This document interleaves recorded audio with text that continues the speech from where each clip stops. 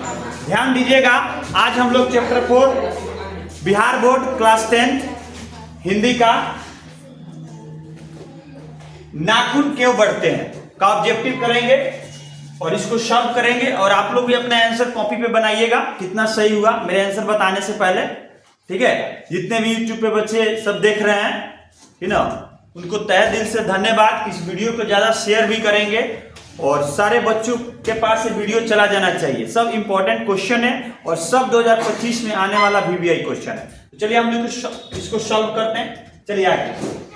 लेखक के अनुसार मनुष्य के नाखून किसके जीवंत प्रतीक है?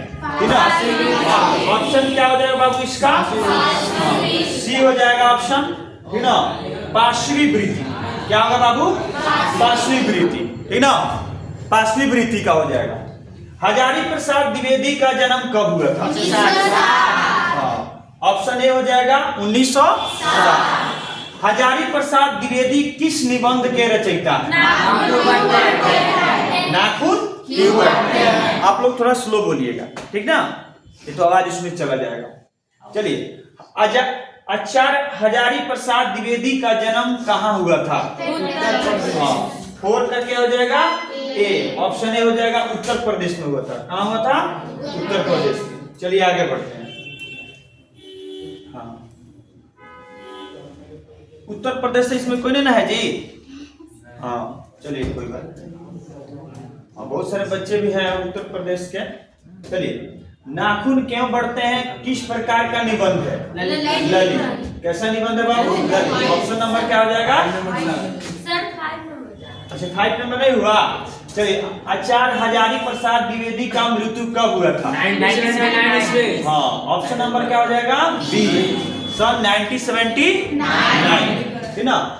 नाखून क्यों बढ़ते हैं गद्य की कौन सी विद्या है? ललित निबंध। कैसा है बाबू? ललित निबंध। कैसा है? ललित निबंध। आनाम दास का पोथा साहित्य किस विद्या की रचना है? आठवां क्या हो जाएगा बाबू? उपन्यास हो जाएगा।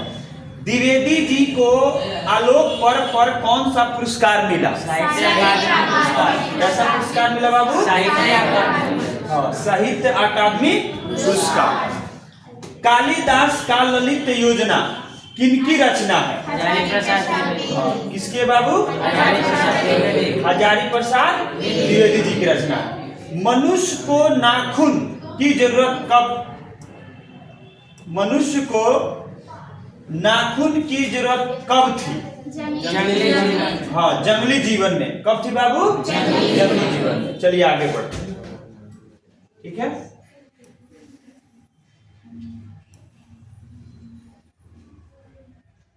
Question number 12। चलिए, क्वेश्चन नंबर 12 है, असुरों के पास नहीं थे। बताइए, असुरों के पास क्या नहीं थे? लोहे के अस्त्र नहीं थे। नकधर मनुष्य किस पर भरोसा करके आगे की ओर चल पड़ा? हाँ, किस पे बाबू? एटम बम पर। किस पे? एटम बम पर। अल्प पिता कैसा जीव होता है? हाँ, कैसा होता है बाबू? दयनीय। दादीची की हड्डी से क्या बना है? क्या बना बाबू? हाँ, इंद्र का वज्र। चलिए, काम सूत्र किसकी रचना? आगे हम लोग देखते हैं ऑप्शन से। काम सूत्र किसकी रचना? हाँ बताइए, काम सूत्र किसकी रचना? आप लोग बताइए। हाँ, किसकी है बाबू? हजारी प्रसाद द्विवेदी का। पहले के मनुष्य नाखून क्यों बढ़ाते थे? हाँ, किसके लिए बाबू? अपनी रक्षा के लिए। मतलब 17 का क्या हो जाएगा? ए नंबर। अंग्रेजी भाषा के पत्र इंडिपेंडेंस की घोषणा कब हुई? 15 अगस्त।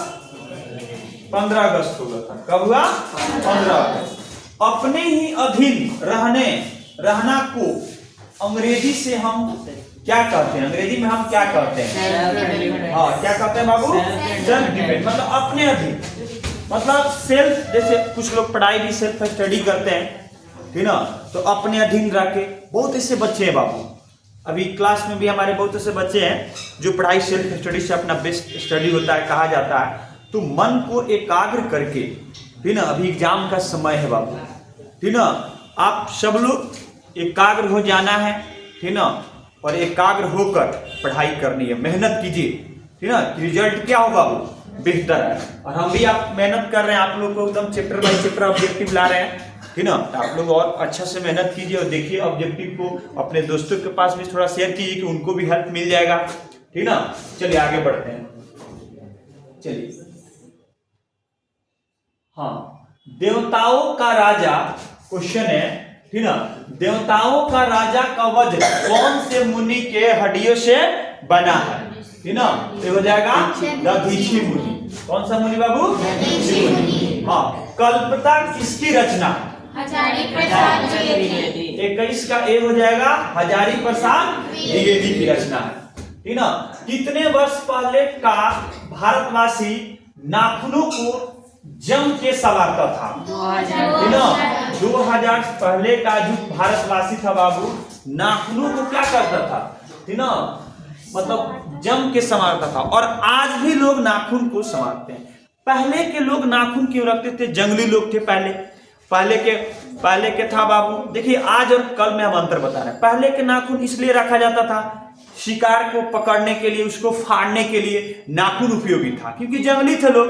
लेकिन आज लोग भी नाखून रखता है फैशन के लिए।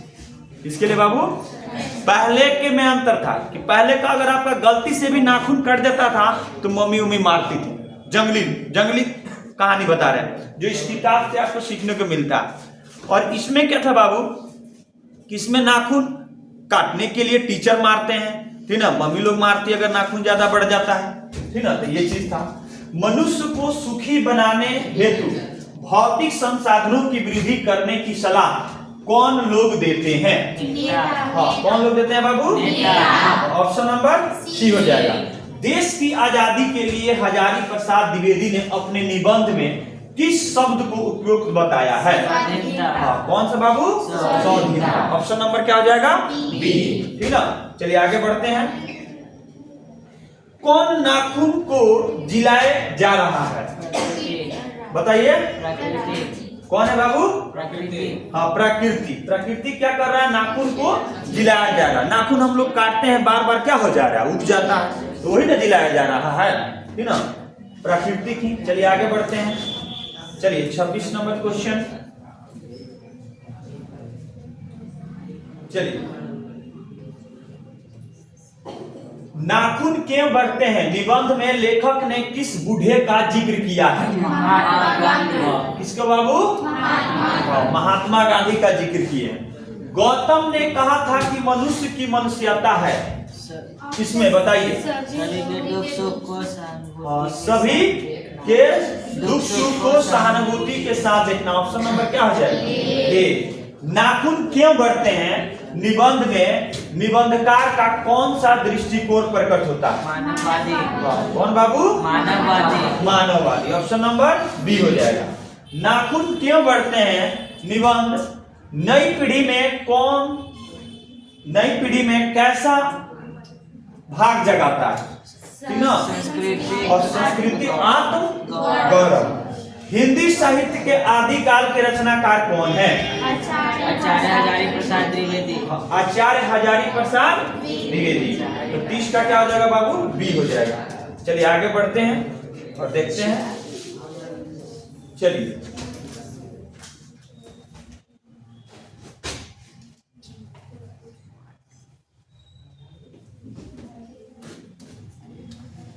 कौन सी रचना हजारी प्रसाद द्विवेदी की नहीं है, माटी की मूर्तें। हाँ, माटी की मूर्तें, ठीक ना।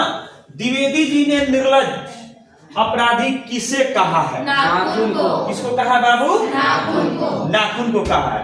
महाभारत क्या है, बताइए, महाभारत क्या है, ये क्या है बाबू, पुराण है, ठीक ना। महाभारत क्या है, पुराण।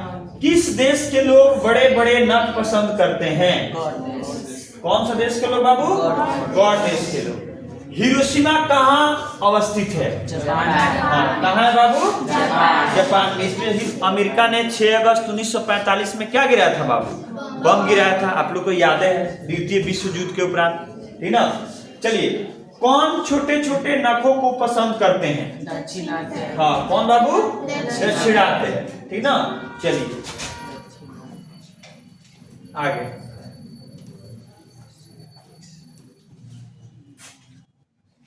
37 नंबर क्वेश्चन, कौन मनुष्य का आदर्श नहीं बन सकती है बाबू? कौन बाबू? बंदरिया। देवताओं का राजा से किन्हें संबोधित किया जाता है? इंद्र। किसको बाबू? इंद्र। इंद्र को। नख किसका प्रतीक है? पशुता। किसका बाबू? पशुता। हाँ, पशुता का।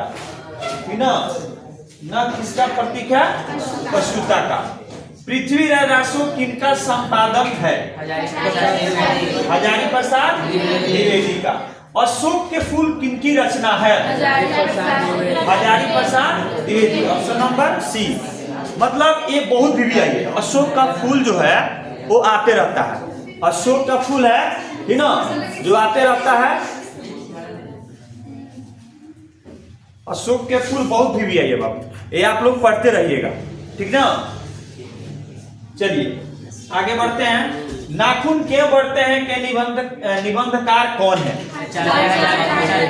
कौन है बाबू? आचार्य हजारी प्रसाद द्विवेदी। चलिए आगे बढ़ते हैं। चलिए, आचार्य हजारी प्रसाद द्विवेदी ने साहित्य को किस विद्या में लेखन नहीं किया? इसमें बाबू? कहानी। चलिए, महाभारत क्या है? फिर से आ गया क्वेश्चन, रिपीट। पुराण है। क्या है?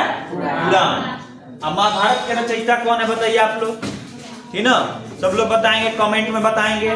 ठीक ना, महाभारत के रचयिता कौन है? सब लोग कमेंट में बताएंगे।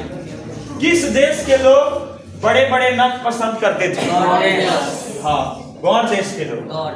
ठीक ना।